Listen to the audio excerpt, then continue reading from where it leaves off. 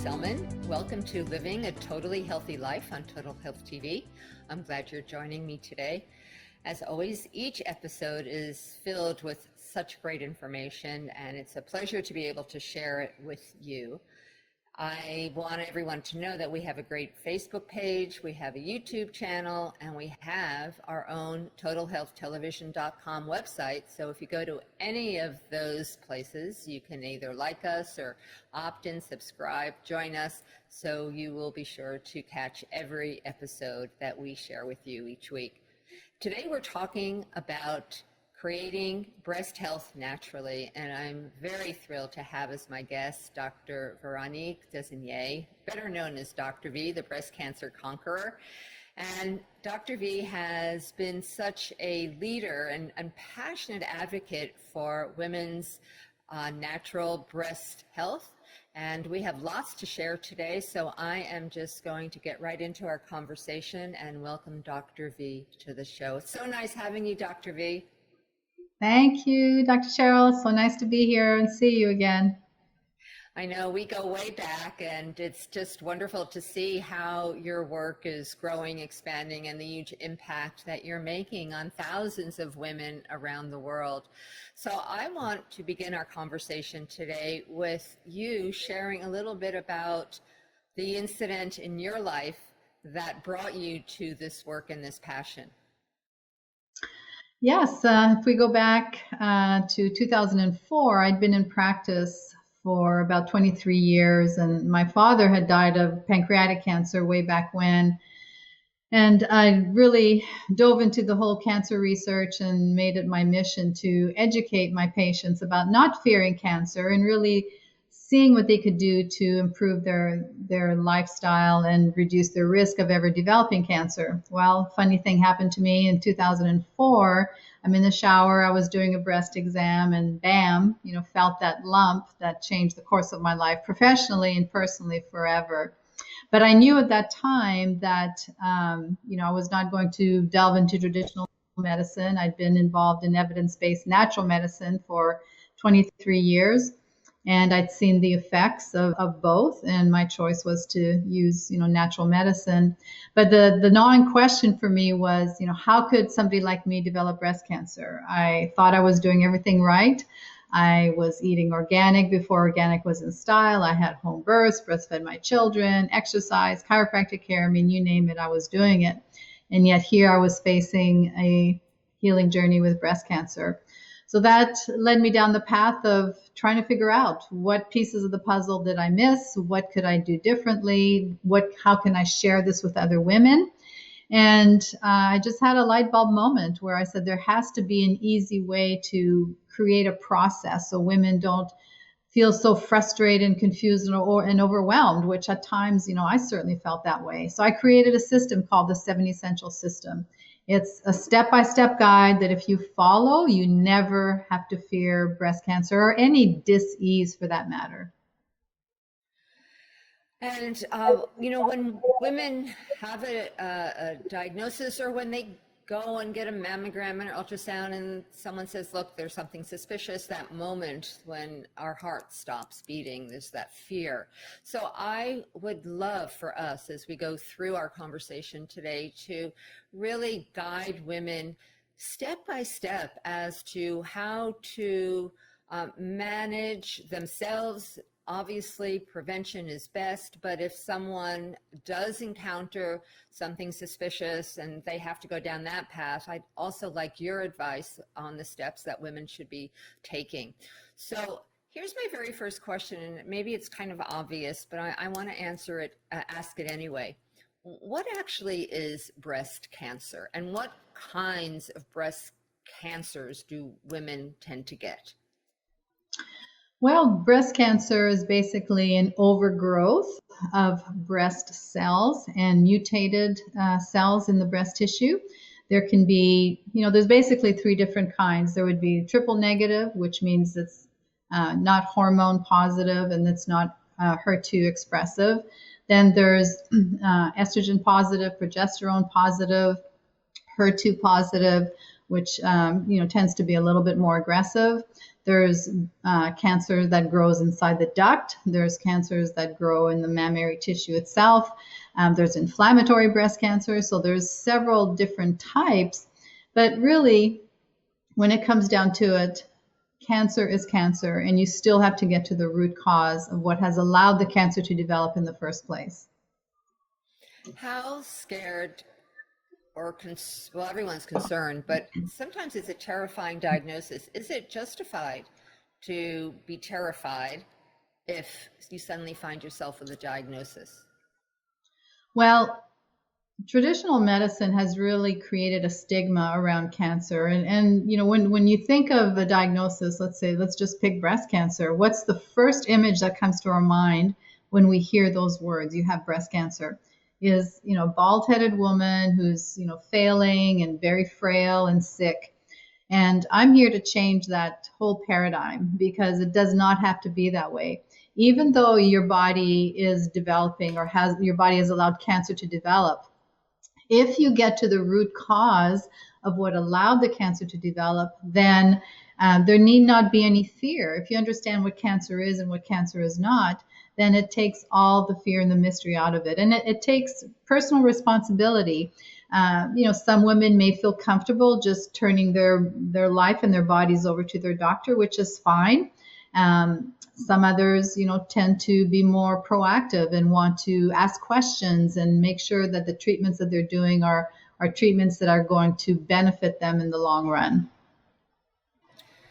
It's a huge topic, and we have lots to cover, and I don't even know if we'll be able to cover it all in this conversation, but we're going to jump in. So the next thing I want to ask you personally, because as you shared with us just a little while ago that you were doing everything right, and yet you still found yourself with breast cancer occurring. What was for you the missing piece that led to this happening in your body? Well, there were several missing pieces. There was obviously a hormonal thyroid issue. There was a methylation issue, a genetic weakness, which I did not realize that I had, that prevented my body from breaking down hormones properly, and also from allowing my body to detoxify properly. There were dental issues, which I was not aware of, EMF sensitivity. So there were a lot of things. And the biggest thing, I think, was the emotional aspect. There was just some serious emotional issues that needed addressing. A lot of forgiveness of self, forgiving others, and just really releasing the past. And as I went through that healing journey, I grew, and I was so grateful for everything that I learned. But then, if you fast forward from 2006 to 2015, so that's 9 years. I was then known in 2015 as the Breast Cancer Conqueror, right? I'd started sharing my story, and my team and I had, helped women literally in 48 countries, thousands of women all over the world. And yet I found myself in the same situation. I found another lump in 2015, but this time I was acutely aware of what was going on in my body. I knew, because I was overworking, I was overstressed. I was a woman on a mission who wanted to help every woman with breast cancer, and my life was totally out of balance. I was in a happy marriage, but I just wasn't taking care of myself. I wasn't nurturing, and there were things that came back up again. There were, some thyroid issues that needed addressing. There was some cavitations that needed addressing. Some more emotional work. So, it's a never-ending journey. But I can say that, in that last journey, I learned so much, and, really grew emotionally, spiritually, physically, in so many ways. And, after that journey, which, ended in 2018, I could say that I've never been happier, never felt better, healthier than I have in my whole life. So there was just another layer that I had to peel away. There are many strategies, and you talk about them in your book. I want to just hone in a little bit more on the emotional component that can drive any kind of cancer, particularly breast cancer, which is often not the thing that is first addressed by people. They'll go for the nutrition, the therapies, the traditional model.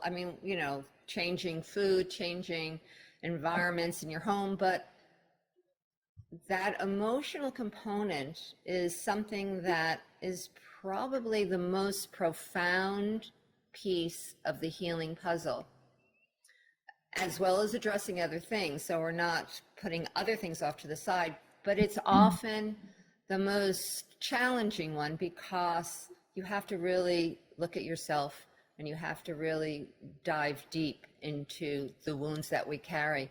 What are your thoughts about the emotional component that is a critical piece of this story with breast? We'll just stay with breast cancer right now. So what are your thoughts? It's a huge piece. As a matter of fact, in my 7 essential system, it's number 4, it's healing the emotional wounds. But if I were to do it all over again, I think I would put it at number 1. Simply because it's such a huge piece of the puzzle, and it's difficult for women. We're good at doing tasks and multitasking and taking care of people, but when it comes to taking care of ourselves and nurturing ourselves and giving ourselves permission to take time for ourselves and to heal, it's very challenging, because we have families, we have spouses, we're just used to being so busy and doing it all for everybody. But when you look at the emotional aspect, every single thought that you think expresses itself in a form of protein or neurotransmitter. So if you're telling yourself that there's negative things going on in your life, or you don't like yourself, or you feel guilty about yourself, guess what? Your cells are listening, and they're going to hear that negative self-talk. We know with the science of immunopsychology, we know that our thoughts are going to affect how our immune system functions and how our body responds to any type of healing modality. And really, when it comes to healing the emotional wounds, it comes down to learning to love yourself, forgive others, and to do more things that bring you joy. That was a really wonderful message that I learned from Dr. Carl Simonton. He wrote the book Getting Well Again. He was a radiation oncologist back in the 80s, way ahead of his time. And he said that cancer is really a message of love. And it's there to teach us to do more things that bring us joy and less things that bring us pain. Because he found that people who had joyous events to look forward to, they had goals, they had family, they had things that they were excited about that pulled them forward into the future, did so much better than those who were unhappy with their job, unhappy with their relationships, and unwilling to change them. That's the key, right? It's all about change, being willing to change. It's not just getting rid of that lump or bump. It's about transforming your whole life and changing everything, because what you've done so far has brought you to this point. That's so profound. And when you talk about that, it brings to mind what I heard from Dr. Bruce Lipton, that he talks about all the time. It's when you are in stress, the nature of the cells in stress is to shut down. So you can't perform functions. So everything starts to become dysfunctional. When you are feeling relaxed, happy, joyful, the body has the message to grow and heal. So really understanding the role that our emotional self, the issues that we're looking at, and when it comes to women, really, we are the caregivers, and we often put ourselves last. We carry resentment about not getting our needs met. We're exhausted, and we feel often unloved because we give and give and give, but often don't believe we're getting it back, or maybe find ourselves in abusive situations where it's actually destroying our self-esteem, which again is that stress response. So I'm so glad that you're looking at and acknowledging the emotional component, because it sometimes is the most challenging piece of this puzzle. It's easier to do everything else than look at yourself. Exactly. So let's go through the other 6 essentials, because they're all key pieces of a much bigger puzzle, and you've done a great job at covering these essentials. So let's start with number one and just work our way through all of them. Okay. So essential number one is let food be your medicine. And I'm sure your audience is very familiar with what it takes to eat a very balanced, organic, clean lifestyle. And I know there's some people that are on the spectrum of, paleo, and some others are on the opposite spectrum of vegan. I can tell you that there's no one size cookie cutter diet for anybody or for everybody. There's no one size fits all. You have to test to see what works best for you. And that means looking at your genomics, looking at your blood labs, your blood sugars, all of that. That's such an important part. So the important thing is that you're eating clean and organic, and you're keeping your blood sugar at a balanced level. The second thing is reducing your toxic exposure, essential number two. And we know we live in a toxic world. We can't escape that, but there are many things that you can do to prevent that toxicity from coming into your home, whether it's things that you put on your skin, things that you put in your mouth, what the chemicals or the lack of chemicals that you use in your home. And it's so much easier than it was 30, 40 years ago. I mean, your regular grocery store is going to carry biodegradable cleaning products. So just, be aware of, chemical exposure and reducing your toxicity, and then doing things that can remove some of those toxins from your body on a regular basis. Everything from lymphatic drainage, dry skin brushing, coffee enemas, saunas, biomat, all these things that can really help stimulate the detoxification process of your body. And a big one for essential number two are EMFs. And I know, you and I have done a lot of work and talk about that, especially now with 5G rolling in. We really need to be aware of how that's going to impact our planet and do everything that we can to protect ourselves from that. Next one is essential number three. That's balancing your energy. Now, we are 1 billionth physical matter. The rest is all energy. So how do we balance our energy? Chiropractic care, acupuncture, massage, proper exercise, proper sleep. Sleep is so important in healing. And then lastly, balancing our hormones. And, I just want to take a little sidestep in that your hormones, ladies, for those of you that are listening, your hormones do not cause cancer. We need our hormones to function properly and to create that vibrant health long term. If your hormones cause cancer, then every 20-year-old on the planet would be dealing with cancer right now. So you have to look at two things. First of all, are you being exposed to chemical hormones, chemical estrogens, chemical progesterones? So pesticides, herbicides, chemicals in the skin and body care lotions that you may be using, sunscreens, dryer sheets that contain phthalates. There's so many chemicals that can stimulate those estrogens, aggressive estrogens in the body. And the second factor with your hormones is, are you properly breaking them down or methylating them? And that was really key for me when I understood that. I created the perfect storm to develop breast cancer. And so it's important for you to get tested genetically, do a DNA test, work with your practitioner, and also do a 24-hour urine test to check the hormones that you're excreting through the urine to make sure that you are breaking down the estrogens properly.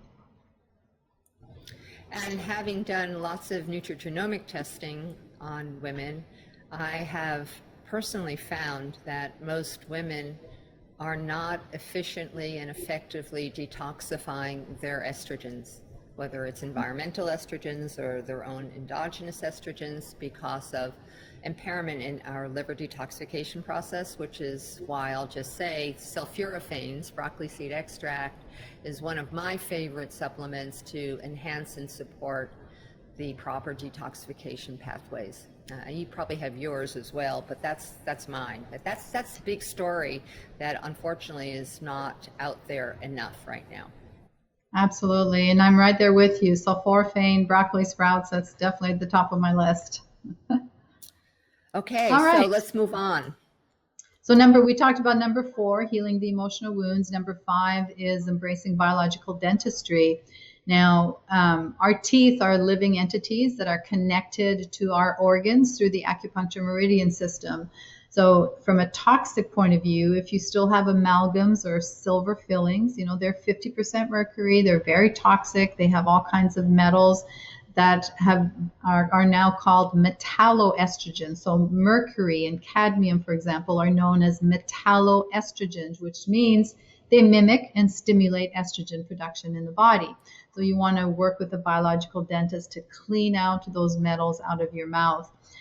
If you have a root canal, for example, if the root canal is sitting on a specific tooth that corresponds to the breast tissue, this can certainly have an impact on the breast tissue, as well as suppressing your immune system, because that root canal is a dead organ. It's a very, very toxic. No matter how clean or aseptic they try to make it, there's always a pocket of very toxic bacteria that drip into your body, and it really suppresses your immune system. So make sure you work with a certified biological dentist. Make sure they have all the training, ask the right questions.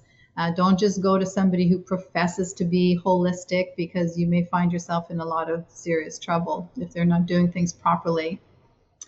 The next one is number 6, and that has to do with repairing your body with therapeutic plants and herbs. And this could be, this talk could be a whole hour just on that essential, because there's so many products that are evidence-based and have been studied. In my book, for example, there's over 700 references to different substances that relate to cancer, boosting the immune system and causing apoptosis or death to cancer cells. But if we start with just basics, vitamin D, if you can keep your vitamin D levels optimal between 80 and 100, that reduces your breast cancer risk by 83%. Just want that one thing. And then when you add iodine is anti-cancer, and it helps to feed your thyroid. It helps to keep your mammary tissue very healthy. But again, don't guess. You don't want to just randomly take iodine or vitamin D. You got to test to see what your levels are and how much you need to supplement with. Trace minerals like magnesium, selenium, zinc, basic things for your immune system.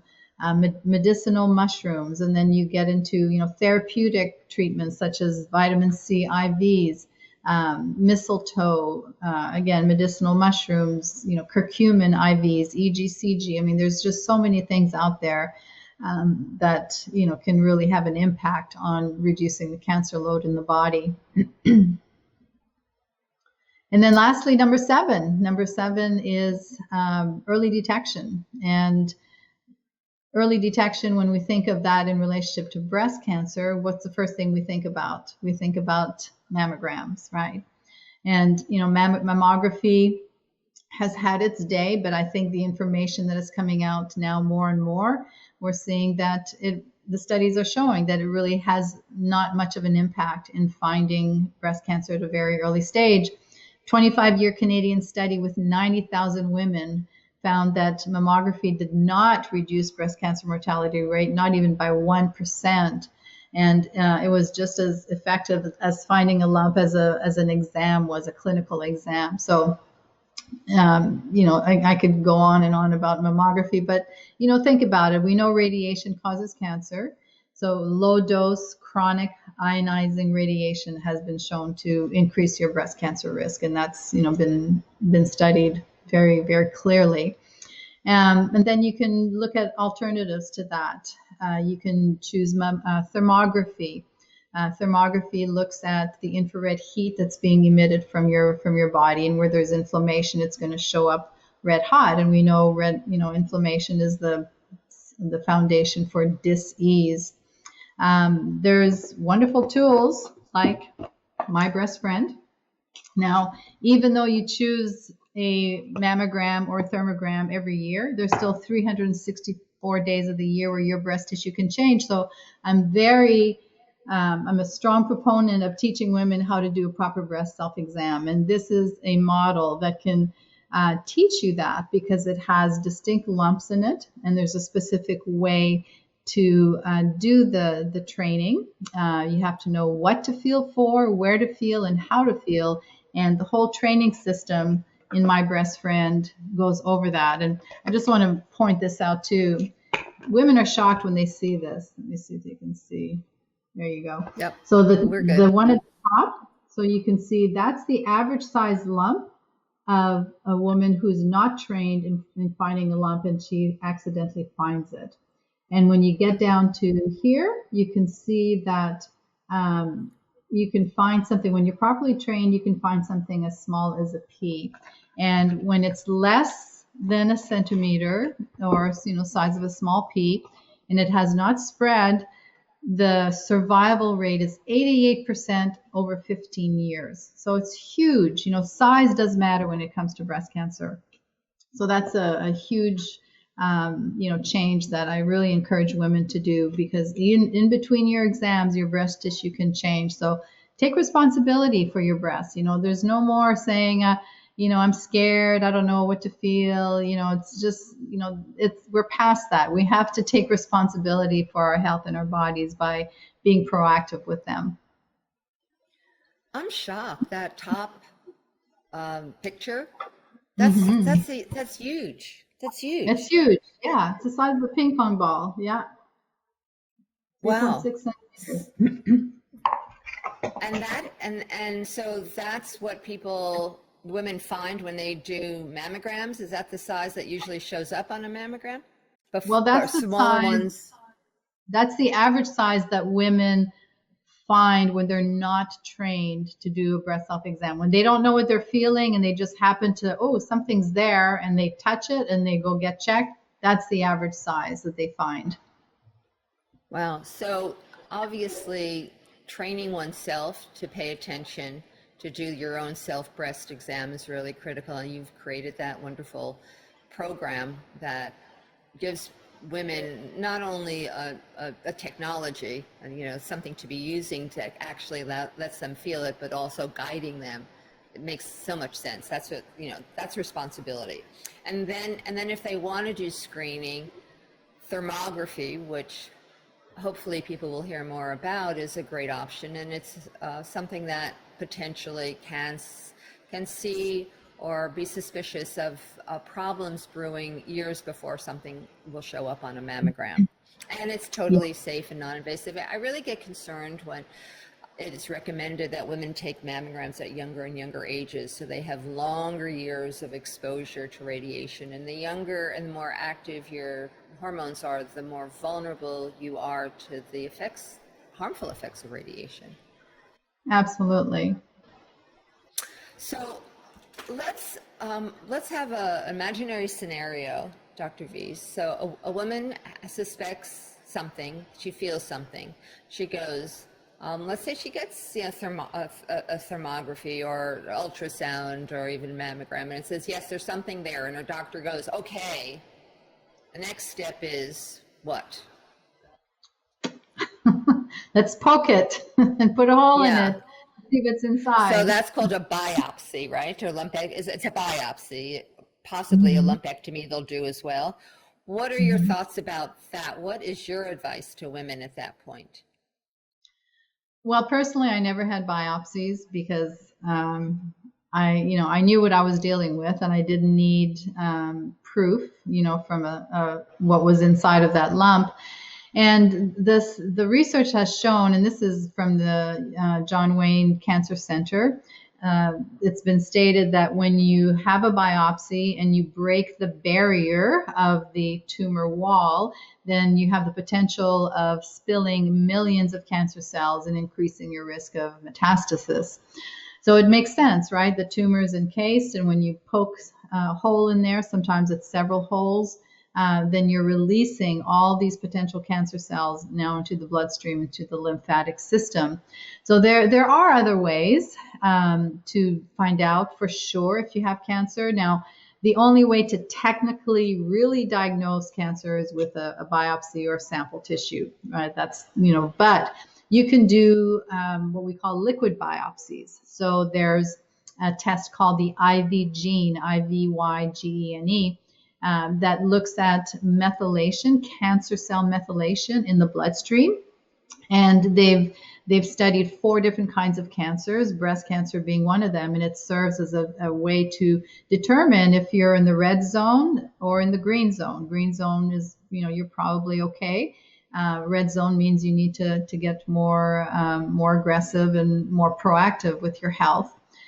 There's tests. There's a lab in Florida that's called the American Metabolics Lab, and they do something called the cancer profile. They look for the hormones that cancer cells produce. HCG, for example, is produced when women are pregnant. But if you're not pregnant, obviously, and you're producing those levels and those hormones in high levels, then the chances are you may be developing cancer at a very, this is a very early screening test.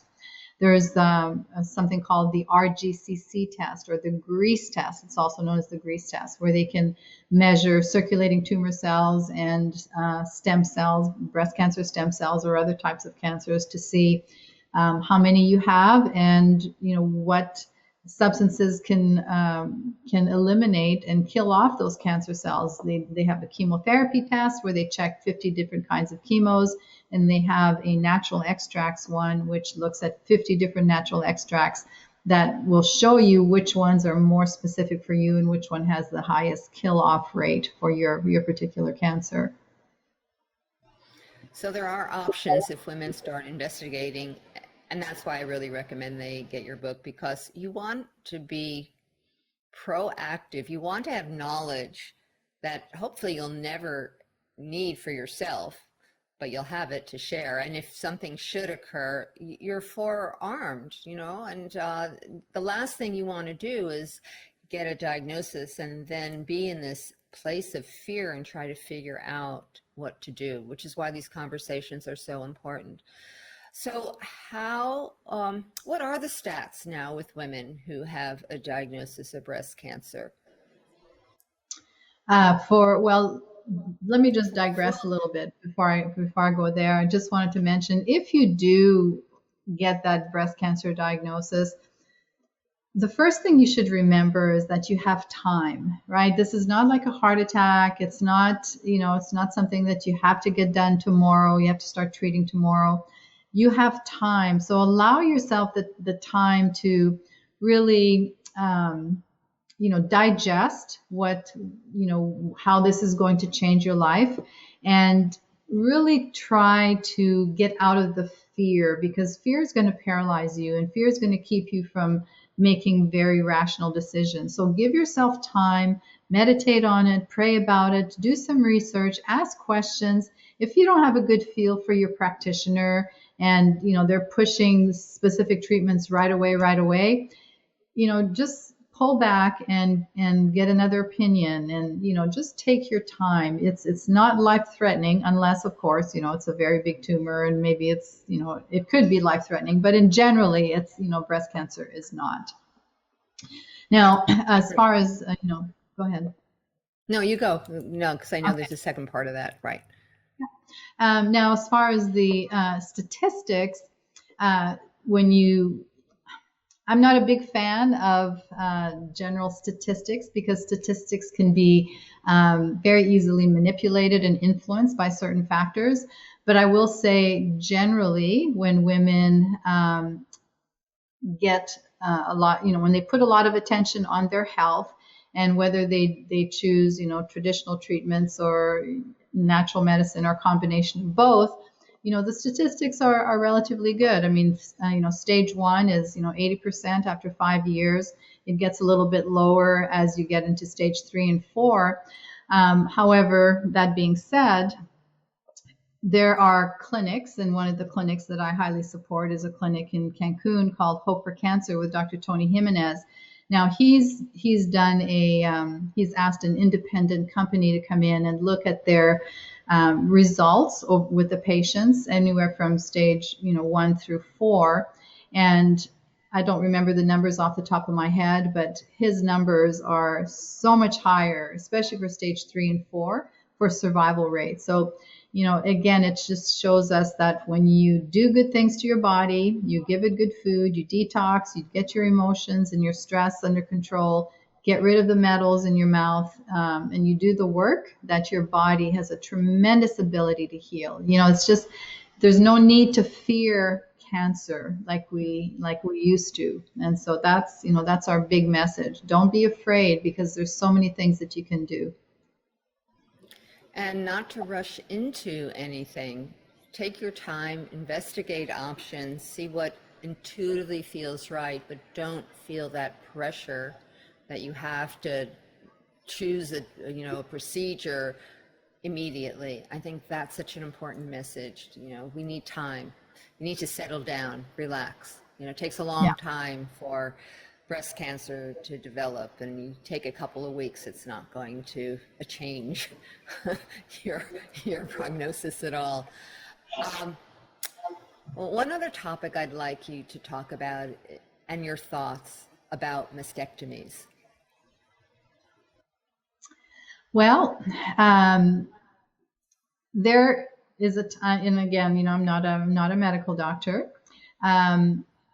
Mastectomies can be very traumatic. Sometimes they may be necessary depending on the amount of tumor bulk. Now, unfortunately, we do see women that are so afraid to go to a doctor that when they come to us, they have, huge mass in their breast. Sometimes it's even broken the skin. Now, in a situation like that, it's very important to, you shrink that tumor. Sometimes radiation chemotherapy is needed, and then consider a mastectomy. Now, the good news is there is a type of surgery. It's a laser, carbon dioxide laser surgery that does not use general anesthetic. It's just twilight, and it's in-office procedure. Dr. Antonelli in New York is the surgeon who's been doing this for many years. And we've sent many clients there. They're very happy with the results. And the beauty of that is that it kills the cancer cells as you're using the laser versus, regular surgery won't do that. And when you do have a mastectomy, it doesn't mean the cancer is gone, right? That's just the tip of the iceberg, that they remove the bulk of the tumor. You still have to address what allowed the cancer to develop and the circulating tumor cells and the breast cancer stem cells. Very, very important. And you can't get a mammogram anymore. So how do you screen yourself? Well, you can still do ultrasounds, you can still do thermograms, and you can still do a breast exam, because your breast tissue can go as high up into the collarbone area, into the armpit. You have to check the lymphatic nodes, the sternum underneath, and the scar tissue. Many times the tumors can return in the area where the scar is. So, mastectomies can have its benefits, but can also have its downside. That's great information. And just one more thing on that subject. What is your experience about prophylactic mastectomies, and the BRCA1 gene, that whole story? Yeah, it comes down, and, our friend Dr. Lipton, we know that, our gene expression is a result of our thoughts and our environment. So you may have the BRCA gene, but it may not express itself if you take care of your body and you manage and you follow the 7 essentials basically. We have several clients who are BRCA gene positive, and they ended up with breast cancer, but now that they're supporting their bodies in the right way, they don't fear it like they used to. And that's the message. It's getting empowered with truthful information so people, and women in this case, can make informed decisions. That's truly the source of our power. And that's why it's so important to get educated, get informed, to look at the various options, to understand the many facets that bring us health, and those facets that compromise our health. and start putting it into practice right now. So you have a fantastic program you've developed. So let's talk a little bit about your program, what you offer women as a resource, as counseling, as programs, so women who are listening or men who are listening can share with the women in their lives more about your work and letting them know that there's a place to go for guidance, help, education. Yes, our mission is to really allow women to feel supported and to really get that heartfelt attention, because a diagnosis is life changing, and we have wonderful coaches that can guide you through the process. We have one-on-one coaching. We have group coaching for women who, perhaps, are not sure about our programs and just want to dive in with, several other women where you can ask questions. We have online courses. One of them is called Never Fear Breast Cancer Again, which walks you through basically the 7 essential system. Every year I hold retreats in Cancun with Dr. Tony Jimenez, and then also in Atlanta and Seattle. Well, obviously this year things had to be done a little differently, but we did it virtually. So we had a virtual retreat, and we're planning another one at the end of July. And we had women from 25 countries and almost 500 women register. So it's so wonderful to see that, our work is affecting so many women in so many areas of the planet. It is exciting, and it is definitely rewarding, especially to know that women have a compassionate, caring, educated place to go. So they are honored. You operate very much in your way of being with that feminine model of nurturing, nourishing, compassion with women, which often is missed when you go to a traditional medical model. It's clinical, to say the least, impersonal. So your programs are wonderful because women really feel that they're cared for, that you have a true and honest, sincere concern, and you're offering such wise guidance along on this journey. Well, thank you, Cheryl. That's very sweet. Yeah, well, thank you for all the hard work you have put into making your programs and your reach extending worldwide. And your book is definitely a foundational book. It should be a primer for every person listening. Heal Breast Cancer Naturally. Your latest updated version, very comprehensive book, easy to read, practical, and definitely saving people's lives. So I want to thank you personally for your wonderful work, Dr. V, and the ongoing education and research that you are doing to support women around the world. Thanks so much for being with us today. Thank you for sharing my message of hope, Dr. Cheryl. You're so welcome. So thank you all for listening to another episode of Living a Totally Healthy Life on Total Health TV. It's been a wonderful conversation with Dr. Véronique Desaulniers, better known as Dr. V, and definitely pick up that book and get educated, get empowered with truthful information. Once again, I hope you'll be joining us with every episode. We have so many wonderful interviews coming your way, and you can find us on Facebook, on YouTube, and also go to totalhealthtelevision.com. So until next time, take care. Bye for now.